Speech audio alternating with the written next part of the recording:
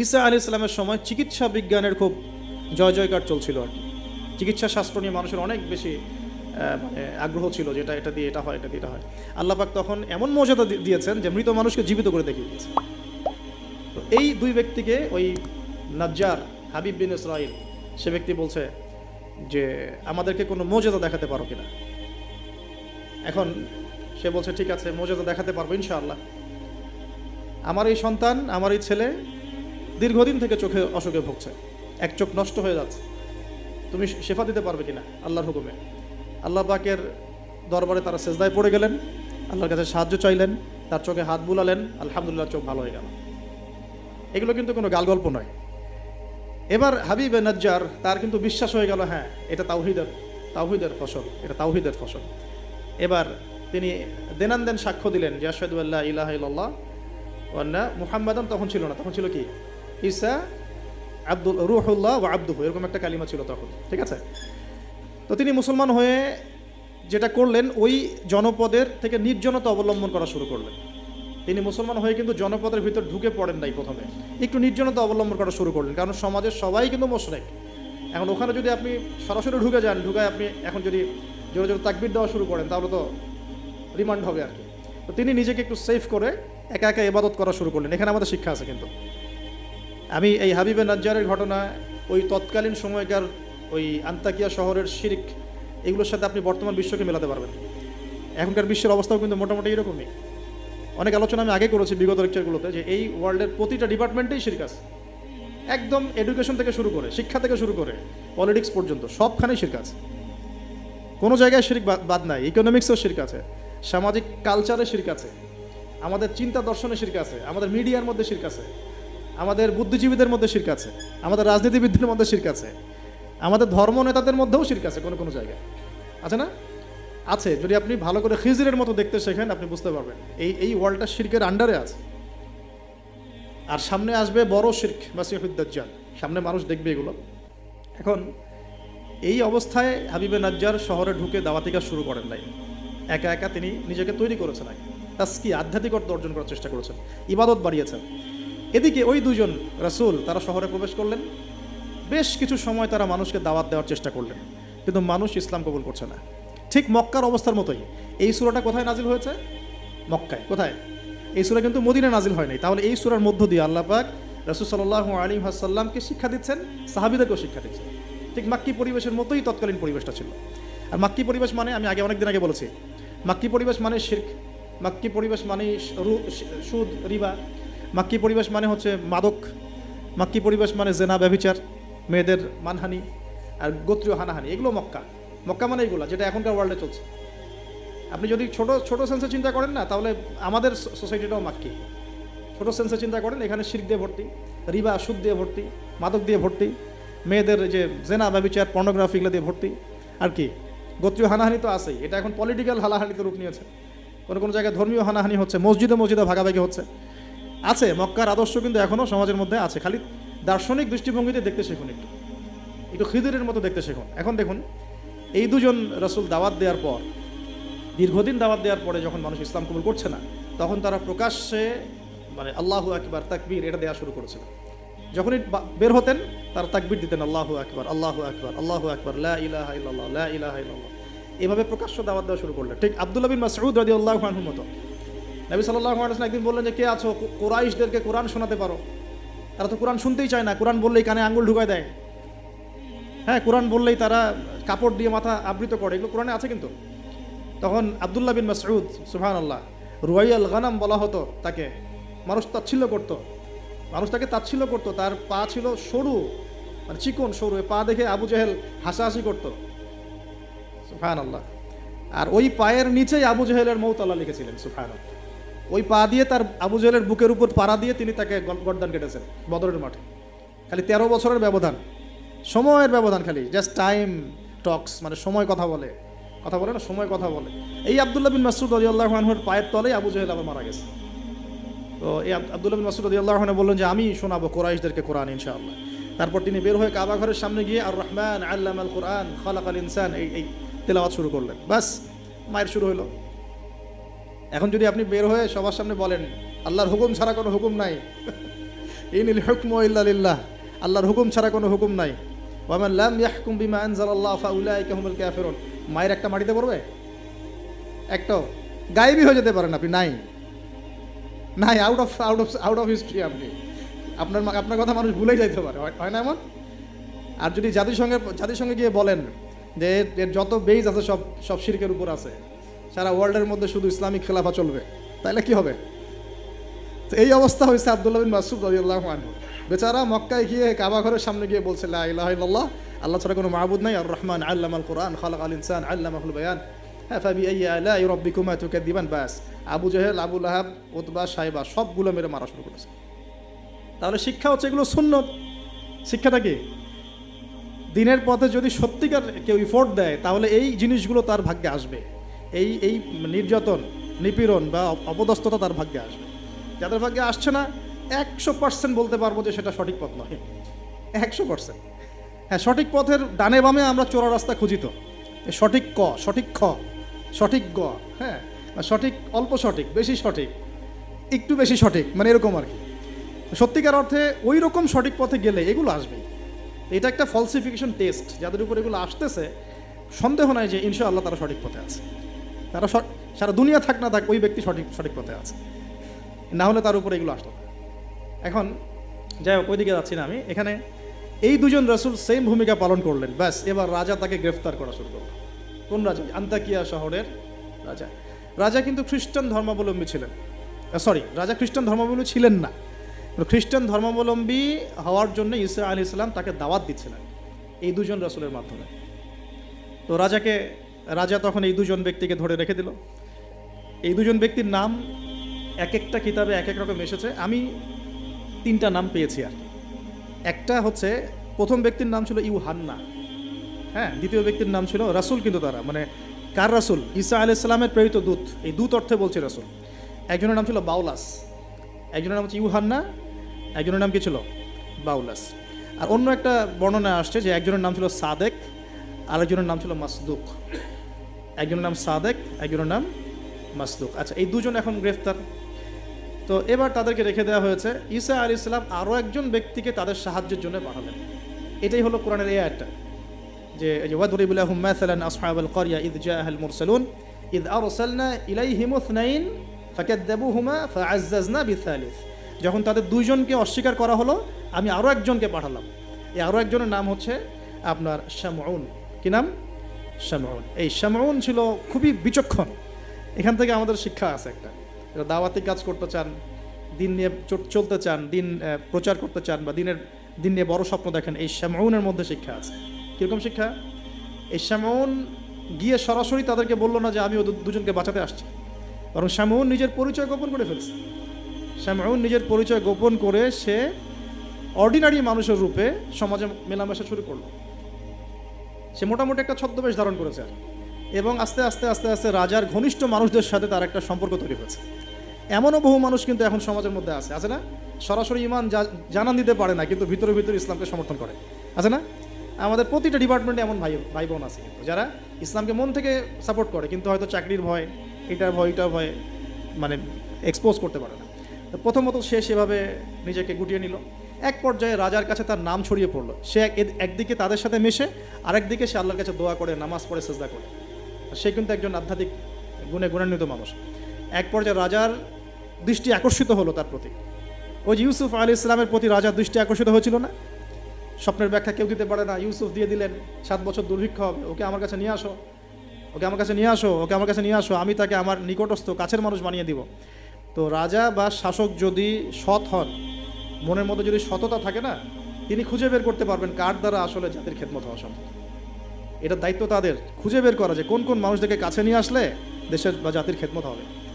এই সৎ সাহস তো সবাই দেখাতে পারে না। এখন এই রাজা মোটামুটি এদিক থেকে বিচক্ষণ ছিল। সে এই শামউনকে কাছাকাছি নিয়ে আসলো, নিয়ে এসে বলল যে তোমার সব কথাবার্তা আমার কাছে খুব ভালো মনে হয়, তোমার জ্ঞানতাত্ত্বিক কথাবার্তাগুলো তুমি বলো, এগুলো খুব ভালো মনে হয়, তো তুমি আমার কি উপকার করতে পারো? শামউন বলছে যে আমি শুনেছি যে আপনার জেলখানায় 2জন ব্যক্তি আছে। কোন 2জন? আগে দুজন গ্রেপ্তার। তো তাদের ব্যাপারে আপনার কি মন্তব্য? তো আমার মন্তব্য, আমি আসলে ভাবার সময় পাইনি তাদেরকে নিয়ে, রাজা খুব ব্যস্ত ছিল। তাকে আমার কাছে নিয়ে আসেন, আমি কিছু কথা বলতে চাই তাদের সাথে। শামউনের কথা শুনে রাজা নিয়ে আসলেন তাদের দুজনকে। এবার কৌশলে শামউন এই দুজন ব্যক্তির মধ্য দিয়ে রাজাকে দাওয়াত দিচ্ছে। শামউন কৌশলে এই দুই ব্যক্তির মাধ্যমে রাজাকে দাওয়াত দিচ্ছে। শামউন এদেরকে বলছে যে তোমরা কোন আল্লাহর ইবাদত করো, কোন আল্লাহর কথা বলছো, আমাদের এখানে তো এমন কোনো আল্লাহ নাই। তখন তারা আবার ব্যাখ্যা দিচ্ছে, আমরা সেই আল্লাহর কথা বলি যে আল্লাহ ছাড়া কোনো ইলাহ নাই, যিনি আসমান থেকে বৃষ্টি বর্ষণ করেন, যিনি মৃতকে জীবিত করেন, ইত্যাদি ইত্যাদি। তাওহীদের সব কথা তারা বলা শুরু করলেন এবং রাজা কিন্তু শুনছে। শোনার মাধ্যমকে শামউন নিজে। তাহলে এখানে আমাদের শিক্ষা আছে না? তা আপনারা একটু ইসলামের পথে আসলেই সমাজ থেকে ডিসকানেক্টেড হতে চান কেন? সমাজের মধ্যেই থাকতে হবে, সমাজের মধ্যে থেকেই আপনি সমাজের ভিতর ইসলাম ছড়িয়ে দিবেন ইনশাআল্লাহ। ঠিক আছে, ইনশাআল্লাহ একদিন সমাজ পরিবর্তন হবে। আমরা যদি সমাজ থেকে ডিসকানেক্টেড হয়ে যাই তাহলে তো সমাজ নষ্ট হয়ে যাবে। দেখুন, অনেক যুবক ছেলে আমাদেরকে বলে ভাইয়া নামাজ পড়তাম না, এখন নামাজ পড়ি, এখন বিসিএস পরীক্ষা দিব না ভাবছি। কেন দিবেন না? ওর সাথে কী সম্পর্ক, ওর সাথে কী শত্রুতা? আপনি আরও বড় বড় পোস্টে যান, মানুষকে তাওহীদের দাওয়াত দেন, তাওহীদ প্রতিষ্ঠার চেষ্টা করেন। আল্লাহ হেফাজত করুন, আল্লাহ তৌফিক দান করুন। এখন এই শামউনের থ্রু দিয়ে এই দুই ব্যক্তি রাজাকে দাওয়াত দিলেন, মাশাআল্লাহ। এবার রাজা জিজ্ঞাসা করছে যে কোনো মোজেজা আছে না, কোনো অলৌকিকত্ব দেখাতে পারবে?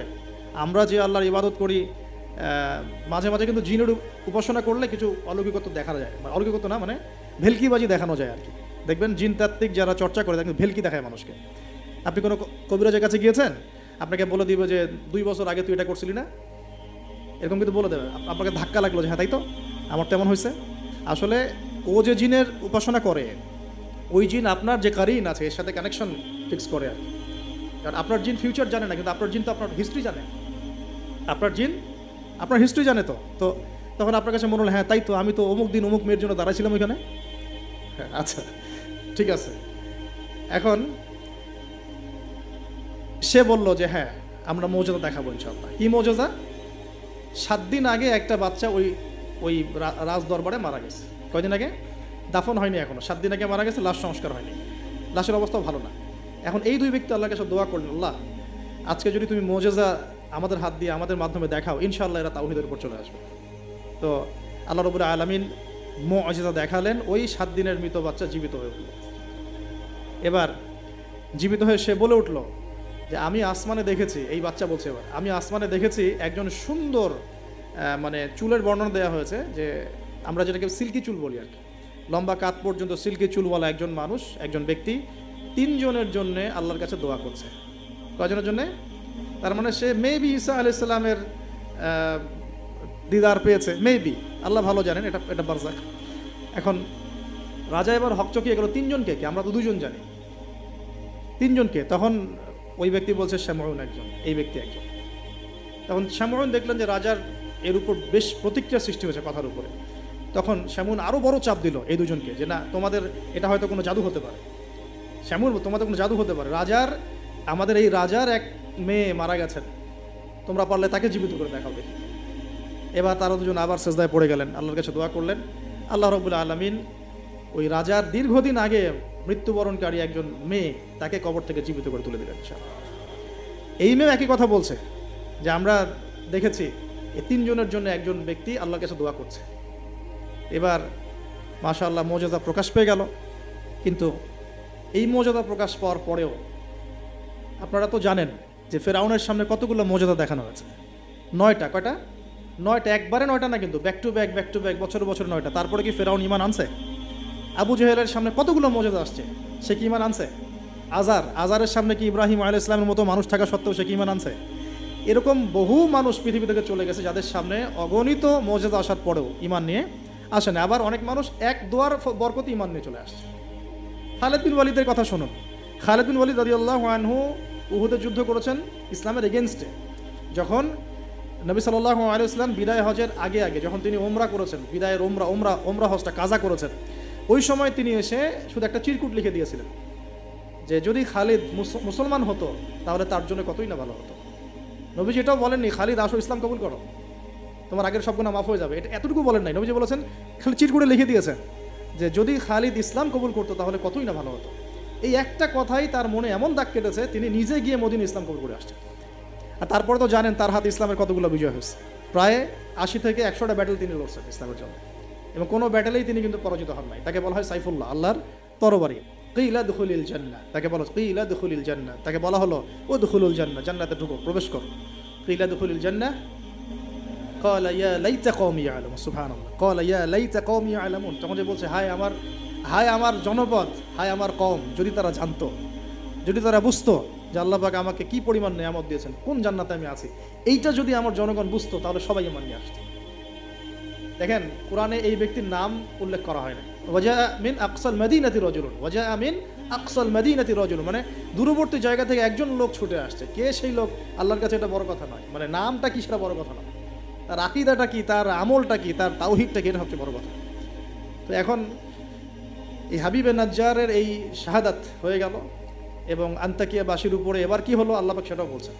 তাওহীদের স্পষ্ট দাওয়াত পাওয়ার পর যখন তারা স্বীকার করলো না, তারা আবু জেহেলের মতো আচরণ করলো, আবু লাহাবের মতো আচরণ করলো, উতবা সাহেবার মতো আচরণ করলো, ওই ফেরাউন নমরুদ তাদের মতো আচরণ করলো। হিস্ট্রি কিন্তু একই, সব একই জনপদে ঘুরছে গেল।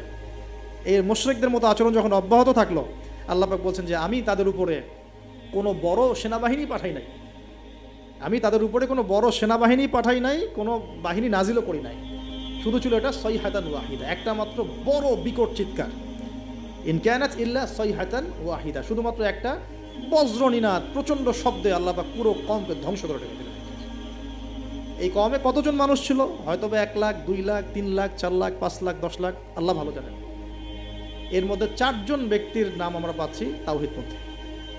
ওই 4 জন ব্যক্তিকে কেন্দ্র করে সূরা ইয়াসিন আয়াত নাযিল করেছে।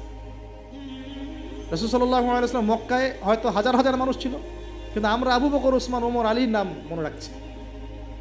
আসহাবুল কাহফের মধ্যে হয়তো হাজার হাজার লাখ লাখ মানুষ ছিল, কিন্তু আমরা ওই 7 জন বা 9 জন যুবকের কথা মনে রাখছি। খেয়াল করে দেখেন, ইব্রাহিম আলাইহিস সালামের সময় হয়তো লাখ লাখ মানুষ ছিল সমাজের মধ্যে, কিন্তু আমরা মনে রাখি ইব্রাহিম আলাইহিস সালাম, লূত আলাইহিস সালামের কথা, বিবি সারা আলাইহিস সালামের কথা, হাজরা আলাইহিস সালামের কথা, এই কয়জন মানুষের কথা, ইসমাঈল, ইসহাক। এরকম প্রত্যেক যুগে যুগে আপনি দেখবেন যে তাওহীদপন্থী মানুষের সংখ্যা কিন্তু কম এবং আল্লাহ পাকের অনুগত বান্দাদের সংখ্যা খুব কম। এই ঘটনাটা আল্লাহ রাব্বুল আলামিন এই আন্তাকিয়াবাসীর এই ঘটনাটাকে সূরা ইয়াসিনের এই 13 থেকে প্রায় 32 নম্বর আয়াত পর্যন্ত পুরোটা নিয়ে আসছেন।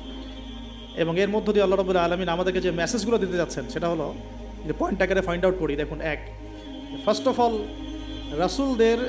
রাসূলদের কাজ যারা করবেন, মানে রাসূলের কাজ মানে কি? দাওয়াতি কাজ, তাবলীগের কাজ, মানুষকে তাওহীদের প্রচার করবেন, প্রসার করবেন, দিনের ফিকির করবেন, দিন নিয়ে দিন প্রতিষ্ঠার স্বপ্ন দেখবেন, তাদেরকে সর্বপ্রথম আগে তাওহীদপন্থী হতে হবে। তাওহীদপন্থী মানে এই ভেজাল তাওহীদপন্থী না, এই তাওহীদ না যে আমি তাগুতও মানি আবার ইয়াও মানি, মানে ইসলামও মানি, আমি তাগুতও মানি, আমি কুফরও মানি, আমি সুদও মানি, হ্যাঁ, আমি দলীয় বিভাজনও মানি, আমি কি বলবো যে ব্যক্তি পূজাও করি, আমি শায়েখ পূজাও করি, আমি সবই করি, আবার তাওহীদও আছে। মানে এইরকম গোলালু মার্কা তাওহীদের কোনো কাজ নাই বাংলাদেশে। যদি বাংলাদেশে আমরা ইসলাম নিয়ে বড় স্বপ্ন দেখি, তাহলে আগে তাওহীদের ডেফিনেশন শিখতে হবে। তাওহীদ কাকে বলে? লা ইলাহা ইল্লাল্লাহ মানে আল্লাহ ছাড়া কিছুই নাই, এই কথা স্পষ্ট করে আমাদের বলার মতো সৎসাহস থাকা উচিত এবং বলার মতো যোগ্যতা থাকা উচিত। মানুষকে বোঝানোর ক্ষমতা থাকা উচিত। লা ইলাহা ইল্লাল্লাহ মানে কি? মানে আমি কালিমা পড়েছি, এদিকে আমি কবরও সিজদা করব? আমি কালিমা পড়েছি লা ইলাহা ইল্লাল্লাহ, এখন আমি কি মানে মৃত মানুষের কাছে পূজা করতে পারি? আমি কি লা ইলাহা ইল্লাল্লাহ বলার পরে আল্লাহ পাক ছাড়া অন্য কারো বিধানের সামনে দাসত্ব করতে পারি? এই জিনিসগুলো আমাদের স্পষ্ট করে বোঝা উচিত আগে।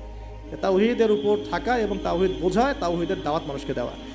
আপনারা কিতাবুত তাওহীদ, শিরক কি ও কেন, এই টাইপের অনেকগুলো বই পাবেন বাজারে, এগুলো পড়লেও তাওহীদ সম্পর্কে অনেক কিছু জানতে পারবেন ইনশাআল্লাহ। আর সব তাওহীদ একসাথে এস্টাবলিশ করা যায় না, ধাপ থাকে। ব্যক্তি পর্যায়গুলো আগে আমরা সংশোধন করব, আমাদের পরিবারটাকে সংশোধন করার চেষ্টা করবো ইনশাআল্লাহ। আস্তে আস্তে আমরা তাওহীদ দাওয়াত মানুষকে দিব। আল্লাহ পাক যখন কবুল করবেন দেখবেন ইনশাআল্লাহ তাআলা, শুধুমাত্র আমরা আমাদের সমাজ কেন, আখিরুজ্জামানের হাদিসগুলো বলছে যে ইসলাম পুরো বিশ্বের প্রতিটা ঘরে প্রবেশ করবে ইনশাআল্লাহ। একটা কাঁচা ঘর বাকি থাকবে না, একটা পাকা ঘরও বাকি থাকবে না, এমনটাই হাদিস এসেছে।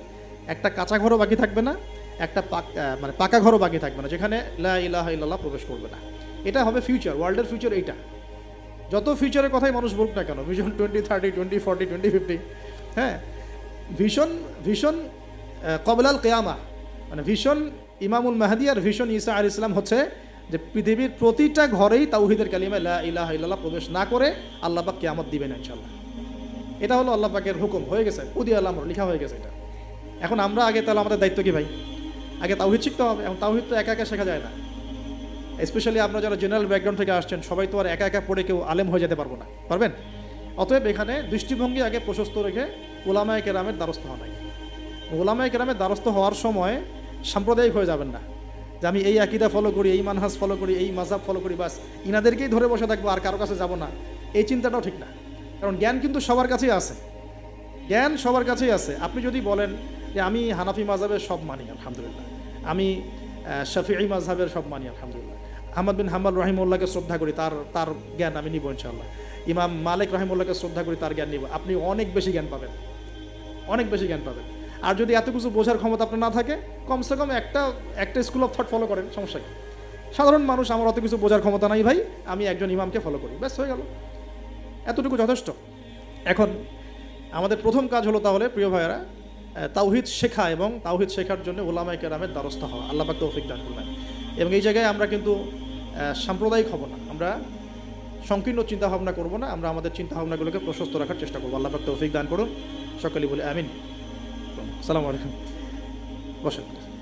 2 নম্বর পয়েন্ট যেটা আমরা ফাইন্ড আউট করতে পারি, আমাদের প্রশ্নোত্তর পর্ব আছে আবার এবং কুইজ আছে, তো পয়েন্টগুলো একটু মার্ক করে নেবেন, পরে আমাকে কেউ লিখে দিয়েন, কারণ আমি কিন্তু লিখে নিয়ে আসি নাই, আমি বলতেছি আর, ঠিক আছে? সেকেন্ড পয়েন্টটা আমরা ফাইন্ড আউট করতে পারি, দেখুন দাওয়াত দেওয়ার সময় রাসূলগণ কিন্তু ধনী গরিব ভেদাভেদ করে দাওয়াত দেন। হাবিবে নাজ্জার কী ছিল পেশা? একজন কাঠমিস্ত্রি। আমরা তো রিক্সাওয়ালাকে দাওয়াত দিয়ে গিল্টি ফিল করি, আমাদের প্রেস্টিজ ইস্যু হয়, ওকে দাওয়াত দিব কিসের ইসলামে? হ্যাঁ, তো আমরা সমাজে ছোট বড় ধনী গরিব পাপী ফাসেক জালেম মুত্তাকি সব শ্রেণীর মানুষের মধ্যে দাওয়াতি কাজ করবো ইনশাআল্লাহ। আল্লাহ পাক তৌফিক দান করুন আমিন। এই দাওয়াতি কাজটা হবে দুইভাবে, একটা হচ্ছে অমুসলিমদের মাঝে ইসলামের দাওয়াত, অমুসলিমদের মাঝে তাওহীদের দাওয়াত, ইসলামের দাওয়াত। এখানে তো অমুসলিম সোসাইটি ছিল আন্তাকিয়ায়, তো অমুসলিমদের মাঝে তাওহীদের দাওয়াত, এটা বেশি জরুরি বাংলার মাটিতে, কারণ এখন প্রচুর মানুষ দিন দিন কিন্তু অমুসলিম হয়ে যাচ্ছে মুসলিম থেকে। আপনারা জানেন কিনা জানেন, যারা পার্বত্য অঞ্চলে, বর্ডার এলাকায়, উত্তরাঞ্চলে বিভিন্ন জায়গায় আমরা তো সফর করি, আমরা জানি বিভিন্ন জায়গায় এমনও ঘটনা ঘটেছে যে মানুষ দলে দলে খ্রিস্টান হওয়া শুরু করেছে। দেখুন রাসূল সাল্লাল্লাহু আলাইহি ওয়াসাল্লাম আমাদের মাঝে এখন সশরীরে নাই, তা তিনি কি রেখে গেছেন আমাদের জন্য? এই দিনটাই তো আমরা, আমার পকেটেও তাসবিহ দানা আছে, গুনতে সহজ লাগে, আল্লাহুম্মা সাল্লি আলা মুহাম্মদ, আল্লাহুম্মা সাল্লি আলা মুহাম্মদ, এটা গোনা তো সহজ, বসে বসে দরুদ পড়া তো সহজ, কিন্তু রাসূল সাল্লাল্লাহু আলাইহি ওয়াসাল্লামের দিনের হেফাজত করা তো এত সহজ না।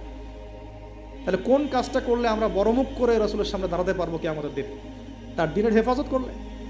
তো আমরা অমুসলিমদের মধ্যে দাওয়াতি কাজ তো করছি না, যারা করছে তাদের সংখ্যা খুবই কম, আর যে দলে দলে দিন দিন মানুষ মুসলমান থেকে অমুসলিম হচ্ছে, এই ফিকিরও আমাদের নাই, এই ফিকিরও আমাদের মধ্যে নেই। আমরা তো পড়ে আসি ভাই, সত্যি কথা বলতে আমরা পড়ে আসি হাত বাঁধা নিয়ে আর কি।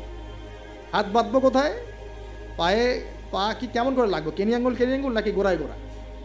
মানে আমাদের চিন্তা ভাবনাগুলো অনেক বিশাল, আমরা একদম মানে ওয়ার্ল্ড নিয়ে চিন্তা করতেছি। হ্যাঁ, আমরা চিন্তা করতেছি একদম ইসলামিক রেভলিউশন, খিলাফা, এই সেই, অথচ বাস্তবিক অর্থে আমাদের চিন্তা কোন জায়গায়? কেনিয়াঙ্গুলে না গোড়ায়? হাতটা উঠাবেন না, আপনি বাঁধলেন কোথায়? অনেকের অ্যাটিটিউড এতটাই এগ্রেসিভ যে মনে হয় যে হাত নিচ থেকে উপরে আসা মানে হচ্ছে অমুসলিম থেকে মুসলমান হয়েছে। আগে অমুসলিম ছিল, ভাবটা এমন যে আগে মুসলমান ছিলাম না ভাই, আগে দিন কিছুই বুঝতাম না, এখন আমি একদম পরিপূর্ণ সহিতে আসছি। তার মানে আগে আপনি সহিতে ছিলেন না। যারা এখন যে কোনো একটা মাযহাব ফলো করে, যেমন হাম্বলি মাযহাব ফলো করে মিডল ইস্টের মানুষরা, তারা বেশিরভাগই হাম্বলি মাযহাব ফলো করে। মালিকি মাযহাব ফলো করে দেখেন আফ্রিকান কন্টিনেন্টের মানুষরা। ইন্দোনেশিয়ার ওদিকে যাবেন, মালয়েশিয়া, ওখানে দেখবেন শাফিঈ মাযহাব প্রচুর। এই সাবকন্টিনেন্টের মধ্যে হানাফি মাযহাবের প্রচলনটা বেশি। তার মানে কি এরা কেউই হকের উপর নাই? এই থটসটা আমরা কোথায় পেলাম? হ্যাঁ, এমন হতে পারে যে কিছু কিছু কাজ বা আমল মাযহাবের নামে চলছে, যেটা হয়তো কোরআন সুন্নাহ সমর্থন করছে না, সেক্ষেত্রে আমরা ওটা সংশোধন করবো, অবশ্যই করবো, কেন করবো না? তো আমরা আমাদের দৃষ্টিভঙ্গিটা একটু বড় করি, এইটাই ইসলাম নয়, এখান থেকে এখানে আসলাম মানে ইসলাম একদম আমার পরিপূর্ণ ঢুকে গেছে, বিষয়টা এমন নয়। আমাদের বড় চিন্তা করতে হবে। তাওহীদ, দিন দিন তাওহীদ বাংলার মাটি থেকে মানুষ শুষে নিচ্ছে। তাওহীদ তো শুষে নেওয়া হচ্ছে অনেক আগ থেকেই, তাওহীদ তো পানির মতো শুষে নেওয়া হচ্ছে অনেক আগ থেকেই। ব্যক্তিগত জীবনে হয়তো আমি সুন্নতের আমল করছি, ব্যক্তিগত জীবনে আমি তাসবিহ তাহলিল করছি, জিকির আজগার করছি, তাহাজ্জুদ করছি, সত্যিকার অর্থে কি এটাই ইসলাম? ইসলাম বলতে এতটুকুই বোঝায়? তো এই জিনিসগুলো আমাদের একটু বড় করে ভাবা উচিত। আর ইখতিলাফি মাসআলাগুলোকে নিয়ে এত বেশি আর আল্লাহর রাস্তায় ঝগড়া করেন না। অলরেডি মসজিদ ভাগ হতে হতে হতে হতে আমরা মানে এমন একটা সময় ছিল যখন সবাই বলতো যে এইগুলা বাতিল, এইটাই হক। নাম বলছি না আমি, XYZ এগুলো বাতিল, এইটা হচ্ছে হক। তো পরে দেখা গেলো হকের মধ্যে হক, হক ক, হক খ, হক গ, হক ঘ, এগুলো শুরু হয়েছে। আর আপনি কোথায় যাবেন? তো এখানে একটা ভালো দৃষ্টিভঙ্গি এরকম যে আমরা সবার প্রতি শ্রদ্ধা রাখতে পারি, আমরা সবার মতাদর্শের প্রতি শ্রদ্ধা রাখতে পারি, তো কমসে কম যে হ্যাঁ ওই ভাইয়ের কাছে কিছু দলিল আছে, আমার কাছেও আছে, তার দলিলটা কতটুকু অথেন্টিক, আমারটা কতটুকু অথেন্টিক না, এই গভীরে ঢোকার মতো জ্ঞান তো আমাকে অর্জন করতে হবে। আমি দু চারটা বই পড়ে কী বা শিখে ফেললাম, এমন দু চারটা বই পড়ে আমি কী বা শিখে ফেললাম? আর যে রেফারেন্সগুলো দেয়া আছে বইয়ের নিচে, ওই রেফারেন্সগুলো ঘাটার মতো যোগ্যতা আমার হয়েছে কিনা। মনে করেন একটা বই পড়ছেন, নিচে আপনার একদম সব বুখারি মুসলিম লেখা, তো এই বুখারি মুসলিমের ভিতরে ঢোকার যোগ্যতাটা কি আপনার হয়েছে কিনা, বা ওইটার উসুল আপনি বোঝেন কিনা, ওই হাদিসটা সত্যি সত্যি ওই মাসআলা সাবিত করে কিনা এটা আপনি বোঝেন কিনা, ওই হাদিসটাকে নিয়ে ওই দলিলটাকে নিয়ে আপনি কি অন্য কোনো মুহাক্কিক আলেমের কাছে গিয়েছেন কিনা, তাদের জবাবটা শুনেছেন কিনা। আমরা অনেক ছোট জায়গায় আছি ভাই। আমি একটু খোলামেলা কথা বলছি, আমরা এখন অনেক ছোট পরিসরে চিন্তা করছি। ইসলামের এগেনস্টে যারা কাজ করছে ওরা অনেক বড় করে চিন্তা করছে, ওরা দিন দিন মানুষকে অমুসলিম বানাচ্ছে। আপনি একটু সফর করেন, আল্লাহ পাক তো বলেছেন সফর করো, জমিনে ঘোরো, দেখো দিনের ফানজুর কাইফা কানা আকিবাতুল মুকাদ্দিবিন, আল্লাহ পাক ঘুরতে বলেছেন, দেখতে বলেছেন। সফর করে দেখতে থাকেন যে কী অবস্থা চলছে। আমরা বিশ্বাস করেন, মানে আমরা ঢাকায় যে বাসায় থাকি, ওই বাসার সামনে যে গলি, ভাড়া বাসা আমাদের, আমরা প্রায় দেখি যে 10 জন 20 জনের ছেলে পেলে আড্ডা মারে গোল করে। তো প্রথমে ভাবলাম যে মেয়েটে দেখে হয়তো, ছেলেরা তো এগুলোই করে না। পরে দেখলাম ওই 5 মিনিটের মধ্যে একজন গাজা বানায় ফেললো, আর 4-5 জন টানে শেষ। আর আমি যে চোখে দেখলাম, আমি বড় জোরকে ধমক দিলাম একটা, যদি কালকে দেখি কান ফাটায় ভালো। আমি গতকালকে কথা বলছি এরকম। তো এখন আমি তো আর কিছু করতে পারবো না। আল্লাহ পাক যদি আমাকে ক্ষমতা দিতেন, আমি তখন অ্যাকশন নিতে পারতাম। এই হলো যুব সমাজের অবস্থা। এদের বয়স 15 থেকে 20 বছরও না, 15 থেকে 20 বছরের যুব সমাজের অবস্থা আজকে ভয়াবহ। প্রশাসনের ভাইরা আছে, জিজ্ঞেস করে দেখেন কিশোর গ্যাংয়ের কী অবস্থা, টিকটক প্রজন্মের কী অবস্থা। এরা এমন কোনো পাপ নাই করতে বাকি রাখতেছে না। এরা কিশোরদের অবস্থা। আমাদের বাচ্চাদের অবস্থা দেখেন, স্কুল কলেজে তারা পড়ছে, ছোটো ছোটো বাচ্চারা, সব তো ডিভাইস এডিক্টেড, সারাদিন ডিভাইস নেই। ওর তো মাথার মধ্যে, ওর মাথার যে মানে এনার্জিটা, যে সেলগুলো ডেভেলপই হতে দেয়নি আমরা। ও যে পরিবারে বড় হচ্ছে, পরিবারের স্বামী স্ত্রীর মধ্যে সুসম্পর্ক নাই, হৃদ্যতাপূর্ণ কোনো পরিবেশ দেখছে না। হ্যাঁ, ওর খাওয়ার ঠিক নাই, ও মানে শারীরিক কসরত নাই। হ্যাঁ, খালি একটা সার্টিফিকেটকে আমরা সব মনে করছি। 10টা 5টা প্রাইভেট পড়তেছে, মনে করছে আমি আমার ছেলেকে মানুষ করে ফেলাইলাম। ইসলামের তো কোনো ফিকিরই নাই, কোরআন পড়তে জানে না, নামাজ দূরের কথা, অজু করতে পারে না। আমি হার্ডলাইনের কথা বলছি, নামাজ দূরের কথা, অজুই করতে পারে না। ঠিকমতো অজু করতে হয় কীভাবে জিজ্ঞাসা করেন, অজুর ফরজ করে জিজ্ঞাসা করেন, ওকে বলতে পারে কিনা। এই বয়সের মেয়েদের অবস্থা দেখেন। এই বয়সের মেয়েগুলো যারা ঘুরে বেড়ায়, তারা মনে করে ওয়ার্ল্ডে এরা ছাড়া কেউই নাই, দুনিয়াটাই ওদের। হ্যাঁ, চুল ঠিক করতে হলেও করবে, না করতে হলেও করবে। ওর কাজই একটা, চুল ঠিক করা, সারাদিন চুল ঠিক করতে থাকবে। হ্যাঁ, মানে বাসায় যত মেকআপ সব একদিনে মেখে বের হয়ে যাবে। মানে মানুষকে দেখাতে হবে, আমাকে মানুষ দেখুক, সুন্দর বলুক। এদেরকে টার্গেট করেছে কিছু বাণিজ্যিক লোকজন, ওরা শিখিয়েছে এদেরকে তুমি সুন্দর না, তোমাকে সুন্দর হতে হবে। ব্যাস, স্নো পাউডার শুরু হলো। তারপর থেকে ওকে আগে বুঝাইছে, মাথার মধ্যে ঢুকাইছে তুমি সুন্দর না, তোমাকে আরও সুন্দর হতে হবে। ব্যাস, তারপরে যে এই ক্রিম সেই ক্রিম ব্যবসা শুরু হয়ে গেল, এই পার্লার সেই পার্লার। মানে এই মেয়েগুলার, আপনি বিশ্বাস করেন, এই টিকটক প্রজন্মের কথা বলছি, কিশোর গ্যাংয়ের কথা বলছি, ছেলেরা যতটা না বদ, এই মেয়েদের একটা বড় অংশ তার চেয়ে অনেক বেশি বদ, অনেক বেশি। তারা চায়, কিছু মেয়ে চায় যে তাকে যেন টিস করা হয়, কিছু মেয়ে চায় যে সে ছেলের পিছনে বাইকে করে ঘুরবে। এখন রাতের বেলা বা অন্য কোনো সময় যদি এই ছেলে 4-5টা মিলে এখন এই মেয়েটাকে রেপ করে ফেলায়, এখানে কি সম্পূর্ণ দোষ শুধুমাত্র ছেলেটারই? আমাকে অ্যান্সার দেন দেখি। ওই মেয়েটা কেন ওখানে ঘুরতে গেল ওর সাথে? ওর বাবা কী করছিল, ওর ভাই কী করছিল? আমরা আমাদের সোসাইটির দিকে একটু দেখেন, আমরা অনেক ছোট জায়গায় চিন্তা করতেছি। এই যে আপনি হাত বাঁধা নিয়ে পড়ে আসেন না, পায়ে পা নিয়ে পড়ে আসেন, আর আপনি বলছেন আমারটা সই, ওরটা ও খারিজি হয়ে গেছে, ও ভণ্ড হয়ে গেছে, ওই হয়েছে। এগুলা খুবই কনজাস্টেড চিন্তা। আপনার চিন্তাটা অনেক ছোট লেভেলের। আপনি যখন ওয়ার্ল্ডকে চিন্তা শিখবেন, অর্থনীতি বুঝতে শিখবেন, ওয়ার্ল্ডের ফেতনাগুলো রিকগনাইজ করতে শিখবেন, আপনি নিজেকে লজ্জা পাবেন যে আমি কী বলে আসছিলাম এতদিন। আর আমরা তো জানি, আমরা ওই লাইন কিন্তু ঘেটে আসছি। আপনি কোন জায়গায় চিন্তা করছেন, কোন জায়গায় আপনার চিন্তা থেমে যাবে, ওটা আমি জানি। ওর পর থেকে আমি আপনাকে চিন্তা করতে বলতে পারবো। ঠিক আছে, অনেক দ্বীপে আছে। পুরো ওয়ার্ল্ড নিয়ে ভাবেন, দেখেন আমাদের সোসাইটিগুলোর দিকে তাকান, আমাদের ইয়াং জেনারেশনকে দেখেন, আমাদের শিক্ষার দিকে দেখেন না একটু। আমাদের এই যে যুব সমাজ সামনে বসে আছে, জিজ্ঞাসা করেন যে এই 15-20 বছর তারা পড়াশোনা করেছে, তারা কতটুকু কোরআন শিখেছে, কতটুকু হাদিস শিখেছে। আমাদের এখানে অনেক সিনিয়র ভাই আছেন, আমাদের পিছনে অনেক বরেণ্য ব্যক্তিরা আছেন, তারা এখন আফসোস করেন যে আমাদের বয়স 40 হয়ে গেছে, কোরআন শিখতে পারি নাই, 40টা হাদিস তো পড়তে পারি না, হুজুর এটা কী হবে, ওইটা কী হবে। এটা আপনি জিজ্ঞাসা করা মানেই তো এটা লজ্জাজনক, যে আমি তাহলে কী করলাম সারা জীবনে। তাহলে শিক্ষা ব্যবস্থার মধ্যে কোথায় সংস্কার দরকার আমাদেরকে ভাবতে হবে, বা আমাদের যারা কর্তৃপক্ষ আছেন তাদেরকে বোঝাতে হবে জিনিসগুলো। অর্থনীতি নিয়ে কী বলবো, এটা নিয়ে বলার তো কিছুই নাই, সব জায়গায় সুদ আর সুদ। অনেক দিন আগে যে বলেছি ক্যাশলেস সোসাইটির কথা, এই ক্যাশলেস সোসাইটি এখন বাস্তব। আপনি চায়নায় যান, আপনি কোনো ক্যাশ পাবেন না চায়নাতে কোনো ক্যাশই নাই, আপনাকে সব ডিজিটাল মানিতে লেনদেন এক্সচেঞ্জ করতে হবে। পুরো ক্যাশলেস সোসাইটি একটা, এবং এর চার্জের ফলে মিনিটেই মানুষ কোটিপতি হয়ে যাচ্ছে, মিনিটের মধ্যে মানুষ কোটিপতি, জাস্ট চার্জ কাটতে কাটতে কাটতে কাটতে কোটিপতি হয়ে গেছে। ইলেকট্রনিক মানি তো আসছেই, যখন ক্রিপ্টোকারেন্সির যুগ চলে আসবে তখন দেখবেন যে কী অবস্থাটা হয়। তা আমাদের ইকোনমিক্স সেকশনের এই মানে কি বলবো যে আধুনিকায়নই বলেন অথবা আধুনিকায়নের শুরুতের সমস্যাগুলো, এগুলো ফাইন্ড আউট করার মতো আলেম ওলামারও ঘাটতি আছে। যখন সমাজে ক্লাসিক্যাল ট্র্যাকের বাইরে কেউ কথা বলে তখন হাসে, হ্যাঁ হাসে যে কী বলতেছে এগুলা, গোল্ড কয়েন, দিনার দিরহাম, এগুলো আবার কী বলে। অথচ দিনার দিরহামের কথা রাসূল সাল্লাল্লাহু আলাইহি ওয়াসাল্লামের সময় থেকে আসে। কতদিন বোঝানোর চেষ্টা করলাম, হ্যাঁ কতদিন যে বোঝানোর চেষ্টা করলাম যে ভাই 10 লাখ টাকা বাসায় রেখে দেন, দেখেন টাকার মান কমে না বাড়ে, আর যদি 10 লাখ টাকার সমপরিমাণ জমি থাকে আপনার এটার মান বাড়বে না কমবে, এতটুকু বোঝাতে পারতেছে না। এগুলো সাস্টেইনেবল কোনো অ্যাসেট না। কারেন্সি ছিল গোল্ড, দিনার এবং সিলভার দিরহাম, এখন সেটা নাই ভালো কথা, কিন্তু আমাদেরকে তো বুঝতে হবে যে আমাদের ফিউচার কী। ইউসুফ আলাইহিস সালামের ফিউচার, ইউসুফ আলাইহিস সালাম যেভাবে তার জাতিকে 7 বছরের একটা মানে গোল নিয়ে সামনে গিয়েছিলেন যে আমরা মূল্যবান সম্পদগুলো করি, মানে সংরক্ষণ করি, যখন দুর্ভিক্ষ সময় আসবে তখন আমরা বাঁচতে পারবো। এর ফলশ্রুতিতে মিশরের লক্ষ লক্ষ মানুষ বেঁচে গেছে, আমাদের সে ফিকির কোথায়? তো আমি একটা পয়েন্ট থেকে এতদূর চলে আসছি যে আমরা অনেক ক্ষুদ্র জায়গায় চিন্তা করছি। এই যে 1 হাতে মোসাফা না 2 হাতে মোসাফা, আপনার এইগুলা আপনার চিন্তাটাকে এত ছোট জায়গায় নিয়ে আসছে যে আপনি বড় করে এখন ভাবতেই পারতেছেন না। আর আমাদের দরকার, যদি আমরা সত্যি কথা বলছি, যদি আমরা চাই যে আমাদের সমাজ, দেশ এবং জাতি আগামীতে অনেক বেশি সমৃদ্ধি অর্জন করুক, আমাদের ক্রিটিক্যাল থিঙ্কার্স দরকার। আমাদের দরকার ক্রিটিক্যাল থিঙ্কার্স, যারা চিন্তা করতে পারে, ওয়ার্ল্ড নিয়ে ভাবতে পারে, মানে ইসলামটাকে ওয়ার্ল্ডের সাথে মিশাতে পারে। ইসলাম একদিকে পড়ে থাকবে আর ওয়ার্ল্ড একদিকে চলে যাবে, তাহলে তো হইল না কিছু। দেখেন ওই সময় লাত উজ্জা মানাত শিরক এগুলো বলতেন, লাত উজ্জা মানাতের মূর্তি পূজা শিরক এগুলো বলতেন সাহাবীরা। এই যুগে যদি আবু বকর ওমর রাদিয়াল্লাহু আনহু আসতেন, তারা কি ওই কথাই বলতেন? এই যুগের শিরকগুলোকে ফাইন্ড আউট করতেন? বলেন তো দেখি। নিঃসন্দেহে তারা এই যুগের সাথে আপডেটেড থাকতেন। তা আমাদেরকে এই যুগের সাথে আপডেটেড থাকতে হবে। তো আল্লাহ পাক আমাদেরকে তৌফিক দান করুন, আমিন। তো হ্যাঁ, শেষ করতেছি। তো যেটা বলছিলাম যে আমার শ্রদ্ধেয় দিনী ভাইরা, মুরব্বী কেরাম যারা আছেন, আমাদের হাতে সময় শেষ হয়ে আসছে, যে প্রথমে আমরা তাওহীদটা শিখবো ইনশাআল্লাহ, তাওহীদের চর্চা করব। নিজের পরিবারটাকে আগে আপনি তাওহীদপন্থী বানান, আপনাকে সমাজ নিয়ে আগে ভাবতে হবে না, আগে আপনি আপনার পরিবারটাকে তাওহীদপন্থী বানিয়ে ফেলেন। আল্লাহ পাক তৌফিক দান করুন। আপনার সন্তানদেরকে তাওহীদ শেখান, আপনার স্ত্রী, আপনার সন্তান, আপনার মেয়ে, আপনার আত্মীয় স্বজন, এদের মাঝে আপনি আগে দাওয়াতের কাজটা করার চেষ্টা করেন। আল্লাহ পাক তৌফিক এনায়েত করুন। এবং এটা একা একা শেখা যাবে না। আমি বলছি যে দিনই ইলম অর্জন করবো, অবশ্যই মুহাক্কিক আলেম খুঁজবো।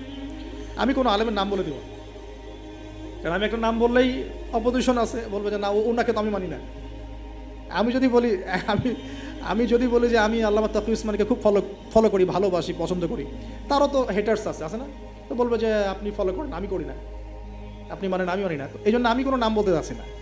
আপনি আপনার বুঝ অনুযায়ী, আপনার কাছে সারা ওয়ার্ল্ড ঘেটে যে মনে হয় যে না এই আলেম হকের উপর আছেন, তার কথাগুলো ভালো, তার ইলমি গভীরতা ভালো, তিনি সাম্প্রদায়িক না বা ইত্যাদি, তিনি হকের উপর আছেন, হক বলতে দ্বিধা করছেন না, হক বাতিলের সাথে মিক্স করছেন না, মানে আপনি বুঝেন, আপনাকে তো আল্লাহ পাক মেধা দিয়েছেন, আল্লাহ পাক তো আপনাকে বিবেক দিয়েছেন, আপনি বোঝার চেষ্টা করেন। তবে আমি রিকোয়েস্ট করবো একটা জিনিস এখানে, যে আপনি আলেমদেরকে দলে দলে ভাগ করে দিয়েন না, এবং আলেমদের মধ্যে সাম্প্রদায়িকতা সৃষ্টি করেন না, আলেমদের মধ্যে শত্রুতা বাড়ায় দিয়েন না। আপনি মৌমাছির মতো হন, এটা আমার নসিহত, আপনি মানবেন কি মানবেন না আপনার বিষয়। আমি এটা ফলো করার চেষ্টা করি, যে আমি নিজেকে একজন মৌমাছি মনে করি। আমাকে যদি বলেন যে এই যে রিক্সাওয়ালা রিক্সা আমাকে নামিয়ে দিল বাসায়, তার কাছেও আমার শেখার কিছু আছে। আপনি যদি মৌমাছি হন, আপনি এখান থেকে শিখতে পারবেন, অবশ্যই শিখতে পারবেন। এরকম অনেক শেখা আমরা শিখেছি। এখানে হাবিবে নাজ্জার ইতিহাসে জাজল্যমান হয়ে থাকলো, কিন্তু ওই রাজার নাম ইতিহাসে আসে নাই। একজন কাঠমিস্ত্রির নাম ইতিহাসে জাজল্যমান হয়ে থাকলো। হাবিবে নাজ্জারকে আল্লাহ পাক বললেন যে উদখুলুল জান্নাহ, জান্নাতে ঢোকো। সে বলছে ইয়া লাইতা কওমি ইয়ালামুন, হায় আমার কওম যদি জানতো জান্নাত কত সুন্দর জায়গা। অতএব প্রিয় ভাইরা, মৌমাছি হয়ে যান, যেখানে হক পাবেন, ভালো ভালো দিনই ইলম পাবেন, আপনি সেটা নেওয়ার চেষ্টা করেন। পরে আস্তে আস্তে যখন আপনার ম্যাচুরিটি বাড়তে থাকবে, আপনি বুঝবেন যে আসলে কোনটা হকের সবচেয়ে বেশি কাছাকাছি। আপনি ধরেন মেডিকেল সায়েন্স পড়েছেন, ইঞ্জিনিয়ারিং পড়েছেন, এখন আপনি বোঝেন না যে ক্লাস 8, 9, 10 কোন জায়গায় গ্যাপ ছিল, বুঝতে পারি না আমরা। এভাবে আস্তে আস্তে গ্র্যাজুয়ালি আপনি যেতে থাকেন, এক পর্যায়ে আল্লাহ আপনাকে সেই এলেম, প্রজ্ঞা, হিকমা দিবে, আপনি চূড়ান্ত লেভেলে বুঝতে পারবেন যে হ্যাঁ এইটা ঠিক আছে, এখানে থাকলে কোনো সমস্যা নেই অ্যাটলিস্ট। আর বাংলাদেশে যত হকপন্থী ওলামায়ে কেরাম আছেন, হোক সালাফি ঘরানার বা হানাফি ঘরানার বা ইত্যাদি, হক সবার মধ্যেই আছে। তবে কিছু কিছু ব্যক্তি আছে, উভয় ঘরানারই কথা বলছে, কিছু কিছু ব্যক্তি যারা আমানতের সাথে খেয়ানত করছেন। ওই জিনিসটা বুঝতে হলে আপনাকে ওই লেভেলে যেতে হবে। আপাতত আপনি সব ওলামায়ে কেরামকে শ্রদ্ধা রাখেন, শ্রদ্ধা রেখে আপনি এলিম অর্জনের চেষ্টা করুন, যেটা আপনার কাছে পাচ্ছেন, আপনি আপনার শহরে পাচ্ছেন, আপনার কাছাকাছি পাচ্ছেন। আর একটা রিকোয়েস্ট করবো যে অনলাইনে আহলুল ফেসবুক ওয়াল ইউটিউব হয়ে যাবেন না। এই এই জামাত নিয়ে বড় সমস্যা। এটা একটা আবার জামাত বের হয়েছে, এই জামাত মানে আবার জামাত ইসলাম না, আবার যারা রেকর্ড করতেছেন এটা আবার দিয়ে দিন না, জামাতি কথা বলে আসছে। আমি বলেছি যে আহলুল ফেসবুক ওয়াল জামা, মানে এরা ফেসবুক আর ইউটিউব দেখে দিন শেখায়। তো ফেসবুক ইউটিউব দেখে দিন শেখা যাবে না। ফেসবুক ইউটিউব দেখে আমরা মাঝে মাঝে কিছু তথ্য নিতে পারি, কিন্তু এই জগৎটা ইহুদি খ্রিস্টান দ্বারা নিয়ন্ত্রিত এবং একটা ফিতনার জগৎ। এখানে জিবরাইল আলাইহিস সালামকে চুবাই দেন, মানুষ তাকেও গালি দেওয়া শুরু করবে। হ্যাঁ, এখানে যে কোনো নবীকে নিয়ে আসেন, মানুষ তাকেও গালি দেওয়া শুরু করবে। এটা যে এত জঘন্য একটা জায়গা, এখানে কাউকে আর ভালো মানুষ রাখে নাই কেউ। যে কোনো আলেমের নাম বলেন, আমি তার ব্যাপারে 10টা খারাপ বের করে দিতে পারবো, আর আমার ব্যাপারে 11টা পারবো আর কি। ঠিক আছে, যে কোনো মানুষের কথা বলেন, কাউকে ভালো রাখে নাই। তো এইখান থেকে এলেম নেবেন না। এখান থেকে আপনি হয়তো কিছু তথ্য পাবেন, আবার তো সব তথ্য কিন্তু সঠিক না। এখানে রাতকে দিন বানানো যায়, দিনকে রাত বানানো যায়। ঠিক আছে, তো আপনি আলেমের দ্বারস্থ হবেন, তার কাছে যাবেন, সিলেবাস বলবেন যে আমি এই লেভেলে পড়েছি, আমার জেনারেল লাইনে এই পর্যন্ত পড়া হয়েছে, আমি এখন এই পড়াশোনা করছি, আমাকে একটা আমার মতো করে সিলেবাস করে দেন। দেখবেন আলেমরা কিন্তু একটা সিলেবাস আপনাকে আপনার লেভেলে করে দিবে। আমার লেভেলের সিলেবাস আপনার সিলেবাস এক হবে না, কিন্তু আমার লেভেলে যে সিলেবাস, আমাকে যে সিলেবাস করে দেওয়া হচ্ছে, সেটা কিন্তু আপনার মতো হবে না, আপনারটা আমার মতো হবে না। আপনাকে আমি যদি বলি, আপনাকে প্রথমে দেওয়া হবে কোরআন তেলাওয়াত শেখার ব্যাপার, নুরানি শিখবেন আপনি আগে, তারপর নাজেরা শিখবেন, তারপর আপনি হিপসে কিছু অংশ হিপস করবেন, তারপরে আরবি, যে এসো আরবি শিখি টাইপের বইগুলো আছে, এসো সরফ শিখি, এসো নাহু শিখি, এগুলো শিখবেন, ক্লাসিক্যাল অ্যারাবিক ল্যাঙ্গুয়েজ শিখবেন, তারপরে আপনি এবারত পড়ার যোগ্যতা অর্জন করবেন, দেন আপনি আস্তে আস্তে হাদিসের কিতাবগুলো মোতালা করবেন, এইভাবে যাবেন, সিরাত পড়বেন। কিন্তু সবার সিলেবাস তো একরকম হবে না। এই সিলেবাস ভিত্তিক পড়াশোনা না করলে বিক্ষিপ্ত পড়াশোনা, আজকে এই বই, কালকে ওই বই, কালকে সেই, একদম মাথাটা ম্যাসাকাট হয়ে যাবে। এই বিক্ষিপ্ত মাথা দিয়ে আপনি না কিছু চিন্তা করতে পারবেন, না সত্য মিথ্যা বুঝতে পারবেন। তখন আপনার মাথাটাকে যে কোনো দিকে নিয়ে যাওয়া সম্ভব। আমার মাথা এত সহজে যে কোনো দিকে নেওয়া সম্ভব হবে না ইনশাআল্লাহ, বিকজ আমি এগুলো সব ঘাটাঘাটি করেছি। এমন একটা কথা বললেই আমি ফট করে গ্রহণ করবো না, কিন্তু আমি কিন্তু বিষয়টাকে অনেক গভীরে গিয়ে যাচাই বাছাই করে তারপর সিদ্ধান্তে আসার চেষ্টা করব। কিন্তু যারা বিক্ষিপ্ত মানসিকতার, যে কোনো দিকে নেবেন, বাতাস ওই দিকে দৌড়ানো শুরু করবে। এবং বাংলাদেশে যে চরমপন্থার যে একটা ব্যাপার আছে না, চরমপন্থী একটা আকীদার ব্যাপার আছে, এইটা এই বিক্ষিপ্ত মানসিকতারই ফলশ্রুতিতে হয়েছে। তারা যদি কনস্ট্রাকটিভ সিলেবাসে পড়াশোনা করতো না, তাদের মানসিকতা এমন হতো না, কিন্তু উগ্র হতো না। তারা বুঝতো, সমাজ বুঝতো, রাষ্ট্র বুঝতো, বিশ্ব বুঝতো, ওইভাবে তারা ইসলামকে নিয়ে যাওয়ার চেষ্টা করতো। আল্লাহ পাক আমাদের সবাইকে বুঝগুলো অর্জন করার তৌফিক দান করুন। আমি আসলে অল্প সময়ে অনেক বেশি কথা বলতে চাই, হয়তো একটু এলোমেলো করে ফেলছি। তো তাওহীদের চর্চা, পরিবার, সমাজ, আস্তে আস্তে আত্মীয়দের মধ্যে, এবং দ্বীনি ইলম অর্জন, ওলামায়ে কেরামের সোহবত, এই কথাগুলো বেসিক কথা। এর পাশাপাশি আমরা বলবো যে দেখুন, এই প্রত্যেক যুগে যুগে আন্তাকিয়াবাসীর যে অবস্থা ছিল, প্রত্যেক যুগে যুগেও কিন্তু তাওহীদ আর শিরকের কনফ্লিক্ট এমনই ছিল। আপনি আবু জেহেলের যুগ বলেন, আবু লাহাবের যুগ বলেন, ওতবা সাহেবার যুগ বলেন, ফেরাউন নমরুদের যুগ বলেন, সেম হিস্ট্রি। এখন আমাদের ওয়ার্ল্ড অ্যাফেয়ার্সও সেম, আমাদের ওয়ার্ল্ডেও এইভাবেই চলছে। এখানে শিরক আছে, এখানে কুফর আছে, আমাদের ওয়ার্ল্ডে সুদ আছে, আমাদের ওয়ার্ল্ডে জিনা আছে, আমাদের ওয়ার্ল্ডে পর্নোগ্রাফি আছে। যত পাপ আছে পৃথিবীতে, এই সমস্ত পাপের গ্লোবালাইজেশন হয়েছে এই ওয়ার্ল্ডে। আমরা একটা ভয়ঙ্কর বিশ্বে বাস করি। আমাদের মতো ভয়ঙ্কর বিশ্বে মনে হয় যে ওই আবু জেহেলরাও থাকে না। বিশ্বাস করেন না এটা? আবু জেহেলের যুগে শিরক ছিল, এটা গ্লোবালাইজেশন ছিল না। আবু জেহেলের যুগে রিবা ছিল, কিন্তু ওটার গ্লোবালাইজেশন ছিল না, এত র্যাপিডলি মানে ফিতনা ছড়িয়ে পড়তো না। আমরা সবচেয়ে ফিতনাময় পরিবেশে বসবাস করছি। সামনে আরও ফিতনা আসবে, তারপর হয়তো বা আল্লাহ পাক কোনো একটা কিছু আনবেন ইনশাআল্লাহ তাআলা, কারণ রাতের পরে দিন আসবে, এটাই স্বাভাবিক। তো এখন এই ফিতনাগুলো পরিবেশে আমাদের কীভাবে আমরা চলবো? তাহলে ফার্স্ট অফ অল আমাদের ইলম অর্জন 1 নাম্বার। তারপরে আমি বলবো যে আমাদের ইলম অনুযায়ী বেশি বেশি আমল দরকার, অনেক বেশি আমল দরকার, এবং অনেক বেশি আলেমদের সাথে সোহবত দরকার। এই সোহবতে আমাকে দিন শেখাবে, আমল উৎসাহিত করবে। একা একা না থাকা, কিছু দিনই ভাই মিলে অ্যাটলিস্ট একটা অ্যাসোসিয়েশন বা ফাউন্ডেশন বা কিছু এক সোশ্যাল কোনো ওয়ার্ক, মানে এরকম কিছু নন পলিটিক্যাল, নন প্রফিটেবল, এগুলোর মধ্যে থাকা। তাহলে আপনি মানে একে অপরের সাথে মোজাকারা করে চলতে পারবেন। বা এগুলো করতে না পারলেও যে কোনো একটা বৃহত্তর জামা, যেমন যেটা ক্লাসিক্যাল ট্রেন্ড আছে, কেউ কওমির মধ্যে আছেন, কেউ তাবলিগে আছেন, কেউ সালাফিজমে আছেন, মানে একটা ঘরানা ফলো করে চলা। তাহলে আপনার কিছু দিনী ভাইয়ের সাথে আপনি মানে মিলেমিশে থাকতে পারবেন, আপনাকে ইসলাম সংশোধন করতে পারবে একজন আরেকজনের। আর এখানে বিভক্তি না বাড়ানো, ঐক্যবদ্ধ থাকতে গিয়ে আবার বিভক্ত বানায় দল ক্রিয়েট না করে ফেলা। মনে করেন আমরা একটা ফাউন্ডেশন করলাম, এই ফাউন্ডেশনটাকে একটা দল মনে করা, যে আমি আমারটাই সত্য মিথ্যা চূড়ান্ত মানদণ্ড, এরকম মনে না করা। বরং আপনাকে সবার সাথে মিউচুয়াল করে চলার চেষ্টা করতে হবে। মানে হকপন্থীদের কথা বলছি, হকপন্থীদের সাথে মিউচুয়াল করে চলার চেষ্টা করতে হবে। তো না হলে ওইটা আবার আরেকটা ফেরকা হয়ে যাবে। হক প্রতিষ্ঠা করতে গিয়ে নতুন একটা ফেরকার জন্ম দিয়ে ফেলেন না, যেটা হয়েছে বাংলাদেশে।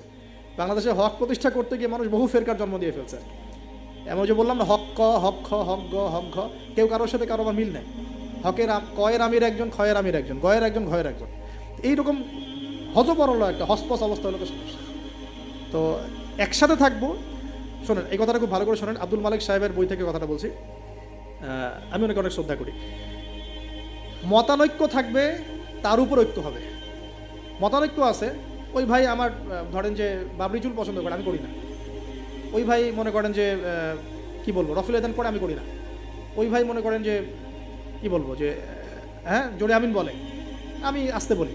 মতানৈক্য তার সাথে আমার আছে, কিন্তু তারপরেও আমাকে একসাথে থাকতে হবে। এরকম অবস্থায় না আসতে পারলে আপনি বাংলাদেশ কেন, সারা ওয়ার্ল্ড অ্যাফেয়ার্স চিন্তা করে মুসলিমদের ঐক্যবদ্ধ কোনো প্ল্যাটফর্ম বা কোনো রকম রেভলিউশন এটা আসলে সম্ভব হবে না। বরং এই সুযোগগুলো কাজে লাগায় অমুসলিম যারা আছে, ইসলামের শত্রু যারা আছে, এরা আপনাকে আরও ডিভাইড অ্যান্ড রুল নিতে থাকবে। End of the day you will destroy yourself, আপনি নিজেকে ধ্বংস করে ফেলাবেন। আর এরপরে আমাদের এখনকার করণীয় হচ্ছে ফিতনাগুলো রিকগনাইজ করা আগে, ফিতনাগুলো চিহ্নিত করতে শেখা যায়, কোন কোন জায়গায় কোন কোন ফিতনা আছে, তারপরে সেখান থেকে বাঁচার পদ্ধতিগুলো গ্রহণ করা। আর একটা কথা বারবার জোর দিয়ে বলছি আমি, ইলম অর্জনের কোনো বিকল্প নাই, প্রচুর পড়াশোনা করতে হবে। আল্লাহ পাক আমাদের সবাইকে প্রচুর পড়াশোনা করার তৌফিক দান করুন। মনে করেন এখন থেকে নিয়াত করেন যে ইনশাআল্লাহ আগামী 10 বছর আমরা ডানে বামে এত না দেখে পড়াশোনাই করতে থাকবো ইনশাআল্লাহ। খালি পড়াশোনা করতে থাকেন। আপনাকে এখন রাষ্ট্রের দায়িত্ব নেওয়ার দরকার নেই। আপনি পড়াশোনা করেন, দিনই ইলম অর্জন করেন, প্রচুর পড়াশোনা করেন, করে আপনি ডিনামাইট হন ভিতর থেকে, ঠিক আছে?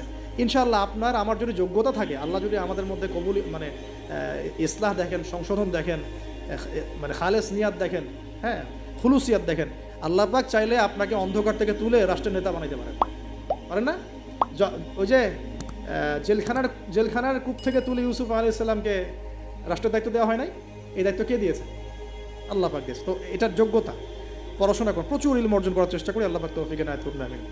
এর সাথে আমলটা বাড়াই, উলামায়ে কেরামের সোহবত এবং তাজকিয়া মানে আত্মশুদ্ধি। ডেইলি আমরা যে কাজগুলো করি এর মধ্যে দোয়া থাকবে, জিকির থাকবে, হ্যাঁ তাসবিহ তাহলিল থাকবে, কোরআন তেলাওয়াত থাকবে।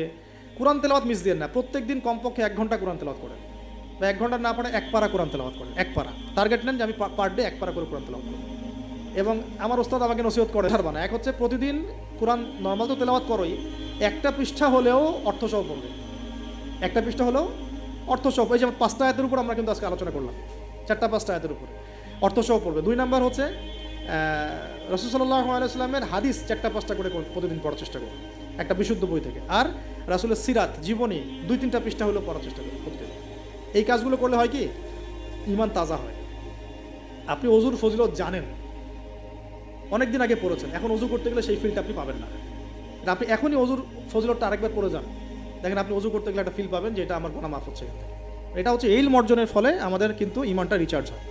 তো আমলটা বাড়াই, ডেইলি এই আমলগুলো চালু করি, জিকির আজগার, তাসবিহ তাহলিল। পারিবারিক তালিম করতে পারলে খুব বেশি ভালো হয়। হ্যাঁ, পরিবারে দাওয়াত দিব, পরিবারে আমরা এগ্রেসিভ হব না, পরিবারে অলওয়েজ দাওয়াত দিবেন। পরিবারবর্গ ইসলাম মানে দাওয়াতের পথে আসলো কি না, আপনার সংশোধনের পথে আসলো কি না, এটা নিয়ে এত বেশি ওভার ব্লাস্টেড হওয়ার দরকার নেই।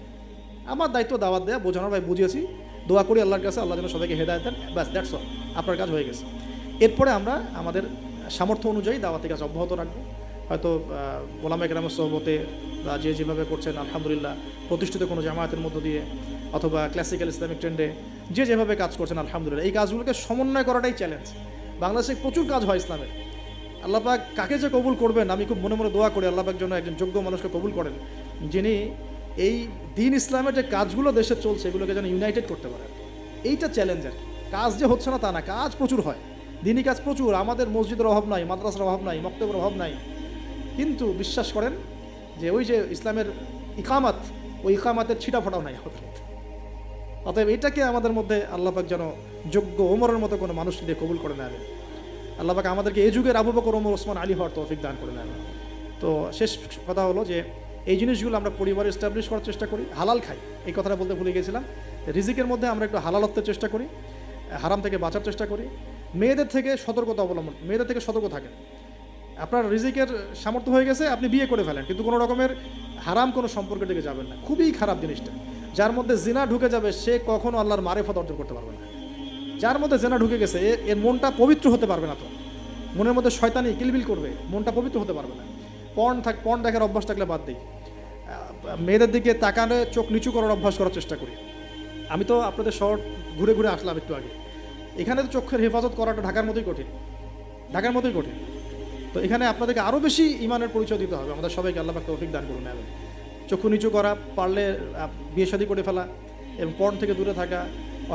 হয়তো আমরা ইউটিউব ফেসবুকে অনেক মুভিজ দেখি, এটা দেখি, ক্লিপ দেখি, এগুলো বন্ধ করতে হবে। যদি আমরা সত্যিকার অর্থেই চাই যে ইসলাম নিয়ে কিছু করতে, এ যুগের আবু বকর ওমররা যেভাবে চিন্তা করতেন ওইভাবে চিন্তা করতে হবে। আল্লাহ পাক আমাদের সবাইকে কবুল করুন। আমি আর আমাদের সন্তানদের ব্যাপারে আমরা ফিকির করব, তাদেরকে আমরা কোথায় পড়াবো, কীভাবে মানুষ করব, এই বিষয়গুলো ফিকির করব। একটা ফিকির আমি ঢুকাই দিচ্ছি আজকে, এই ফিকিরটা নিয়ে এত হার্ডলি কখনো বলি নাই, এখন বলছি। সেটা হলো ফিজিক্যালি ফিট থাকার চেষ্টা করুন। ফিজিক্যালি ফিট থাকাটা অনেক বেশি ইম্পর্টেন্ট, যেটা আমি নিজে এখন সাফার করতেছি। এই যে মাহফিল টাহফিল এগুলো ঘুম হয় না, খাওয়া ঠিক নাই, জার্নি এই করতে করতে মানে দেখা যাচ্ছে যে আমরাও ফিজিক্যালি অনেক সময় এই বয়সেও দুর্বল হয়ে যাচ্ছি, মানে ইফোর্ট দিতে পারছি না, ইত্যাদি ইত্যাদি। অথচ রোজা রেখে আমি নিজে, আমার মনে আছে রোজা রেখে আমি 2 বেলা 2টা ম্যাচ খেলেছিলাম। কি টার্গেট ছিল, তামিম ইকবাল হব, একটা অবস্থা। হ্যাঁ, এবং আলহামদুলিল্লাহ অল্প সময় অনেক দূর গিয়েছি, আল্লাহ পাক ওই হিস্ট্রিটা মিটিয়ে দিয়েছেন, আমি শুকরিয়া আদায় করি আল্লাহর কাছে। কিন্তু এখন কিন্তু আপনি সেটা আমি পারছি না। আমি এখন আমাদের বাসায় যে রানিং মেশিনগুলো আছে এগুলোতে দেখা যায় 20-30 মিনিট দৌড়ালে আমি হাঁপায় যাচ্ছি। আমার এখনও মনে আছে যে আমি একটা রংপুর যে ক্রিকেট গার্ডেন একটা ইয়ে আছে, আশরাফুল্লাহ ওই সময় খেলতো, ওইখানে আমরা 10 রাউন্ড দিয়েছি, 10 রাউন্ড। তো এই ফিজিক্যাল ফিটনেসের ব্যাপারটা খুব গুরুত্ব দিচ্ছে এই কারণ আমরা যদি ইসলাম পালন করতে চাই, আল্লাহর ইবাদত করতে চাই, দিনের জন্য কিছু করতে চাই, ফিজিক্যালি ফিট থাকতে হবে। এই জন্য খাওয়ার ব্যাপারে সতর্ক হন। আমরা তো মাশাআল্লাহ একটু আগে খাবার তো মানে আসছি, আমরা আলোচনা শুনতে খাওয়া শুরু করলাম। মানে বিশ্বাস করেন আমরা গরু খাওয়া মুসলিম হয়ে গেছি। আমরা এখন খালি শুক্রবার মানে কি গরু খাও। আসল কথা হচ্ছে এই গরু গোশত খাওয়া তো ফরজ না, তাওহীদের উপর থাকা ফরজ, সুন্নাত প্রতিষ্ঠা করা ফরজ। যেগুলো আরাম লাগে সেগুলো আমরা খুব করতে চাই, আর যেগুলো করতে কষ্ট এগুলো আমরা করতে চাই। তো খাওয়া দাওয়া করেন, সমস্যা নেই, কিন্তু ফিজিক্যালি ফিট থাকার চেষ্টা করেন, ডেইলি কিছু এক্সারসাইজ করেন। পারলে যারা জিম করতে পারেন তারা জিম করবেন। বাচ্চাদের খাবার কী দিচ্ছি সেটার ব্যাপারে সতর্ক থাকেন। বাসায় কী খাবার ঢুকছে এটা সতর্ক থাকা উচিত, কী খাচ্ছে কী খাচ্ছি না। এই ব্যাপারে ডক্টরদের পরামর্শ নেন যে আমরা কোন বয়সে কীভাবে চলবো, এটা খুব ইফেক্টিভ হবে। পরবর্তীতে আপনারা ভালো কিছু করতে পারবেন ইনশাআল্লাহ তাআলা, আল্লাহ পাক তৌফিক দান করুন। আর সবশেষ কথা হচ্ছে যে আমাদের সবার মধ্যে আল্লাহ পাক কিছু প্রতিভা দিয়েছেন। কেউ হয়তো মাশাআল্লাহ লিখতে পারেন, কেউ হয়তো মাশাআল্লাহ বলতে পারেন, কেউ ভালো অ্যাসোসিয়েট করতে পারেন। যার যে প্রতিভা আছে এই প্রতিভাগুলোকে ফাইন্ড আউট করে আল্লাহর দ্বীনের জন্য কাজে লাগে। এর মানে এই না সবাইকে আলেম হয়ে যেতে হবে, সবাইকে মুফতি হইতে হবে। This is not necessary. আপনার যেখানে আপনি আছেন, একজন প্রশাসনের ভাই তার জায়গা থেকে ইসলামের খেদমত করতে পারে, একজন ডক্টর তার জায়গা থেকে দিনের খেদমত করতে পারে, একজন পলিটিশিয়ান তার জন্য আরও বড় সুযোগ আছে, তার বড় জায়গা থেকে তিনি দিনের খেদমত করতে পারেন। ঠিক আছে, ওকে। তো প্রিয় ভাইরা, যার যেখানে আমাদের কাজ আছে, জব সেকশন, আমরা সেখান থেকে দিনের খেদমত করার চেষ্টা করি। আল্লাহ পাক আমাদের সবাইকে তৌফিক ইনায়াত করুন, বলি আমিন। নবী ঈসা আলাইহিস সালামের যুগে ঈসা আলাইহিস সালামের কিছু হাওয়ারি ছিল। হাওয়ারি মানে হচ্ছে সাহাবি, মানে রাসূল সাল্লাল্লাহু আলাইহি ওয়াসাল্লামের ক্ষেত্রে আমরা বলি সাহাবি, ঈসা আলাইহিস সালামের ক্ষেত্রে আমরা বলছি হাওয়ারি। ঈসা আলাইহিস সালাম এর যে কাছের হাওয়ারি বা অনুসারী ছিলেন, তাদের মধ্যে দুজনকে তিনি প্রাচীন বলতে বোঝাচ্ছি তৎকালীন সময়কার গ্রিকের একটা ছোট্ট নগরী ছিল, নগরীটার নাম আন্তাকিয়া। নগরীর নাম হচ্ছে আন্তাকিয়া। এটা কিন্তু এখন সিরিয়ার মধ্যে পড়েছে। আমি কালকে ম্যাপ ঘাটাঘাটি করে দেখেছিলাম, এটা সিরিয়ার মধ্যে পড়েছে আর কি, এখনকার সিরিয়ার মধ্যে। এই সিরিয়ার সাথে গ্রিকদের, রোমানদের এবং খ্রিস্টানিজমের একটা সম্পর্ক আছে। এমনকি যখন খালেদ বিন ওয়ালিদ রাদিয়াল্লাহু আনহু তাদের সময় যখন এই যে পারস্য এবং রোম বিজিত হয়েছিল, তখনও কিন্তু এই জায়গাগুলো মুসলিমদের করতলগত হয়েছে। তো এই আন্তাকিয়া শহরের মানুষরা তৎকালীন সময় ছিল মুশরিক। এক কথায় কি ছিল? মুশরিক।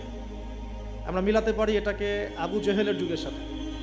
আবু জেহেল, আবু লাহাব, উতবা, শাইবার যুগে যেমন একটা সমাজ ছিল শিরকে নিমজ্জিত, মূর্তি পূজা হতো, হ্যাঁ, মাধ্যম পূজা হতো, কবর পূজা হতো, মৃত মানুষের পূজা হতো ইত্যাদি।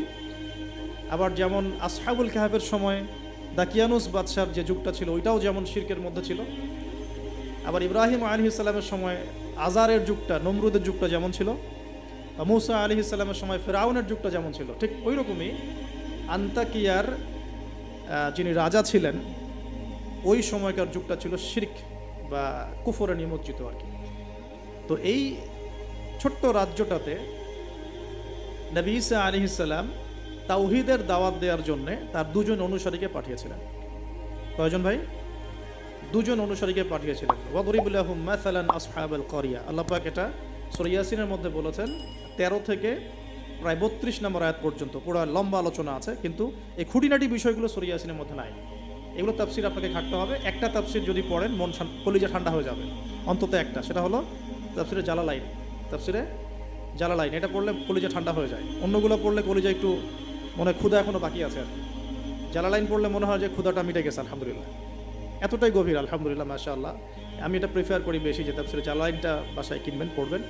এটা মাদ্রাসার জন্য যেমন ভালো, জেনারেলদের জন্য ভালো, আর এটা মোটামুটি বাংলা অনুবাদ হয়ে গেছে এখন আলহামদুলিল্লাহ।